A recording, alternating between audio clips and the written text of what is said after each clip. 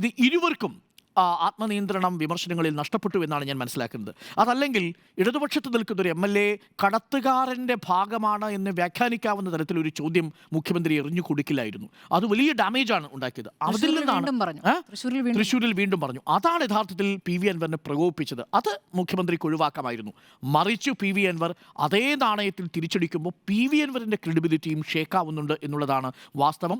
മാത്രമല്ല ആ പാർട്ടിയുടെ സംഘടനാ രീതിക്ക് ചേർന്നൊരു രീതിയല്ല. അതുകൊണ്ട് പാർട്ടിക്ക് അത് തള്ളിപ്പറയാൻ വളരെ എളുപ്പമാണ്. പക്ഷേ ഉയർത്തിയ ആരോപണങ്ങൾ MN വിജയമാഷ് പറഞ്ഞതുപോലെ ക്ലാസ് മുറിയിൽ നിന്ന് കുട്ടിയെ നിങ്ങൾ പുറത്താക്കിയാലും ആ കുട്ടി ചോദിച്ച ചോദ്യങ്ങൾ ക്ലാസ് മുറിയിൽ അവശേഷിക്കുക തന്നെ ചെയ്യും. ചുരുങ്ങിയത് 2 ചോദ്യങ്ങൾ അവശേഷിക്കും.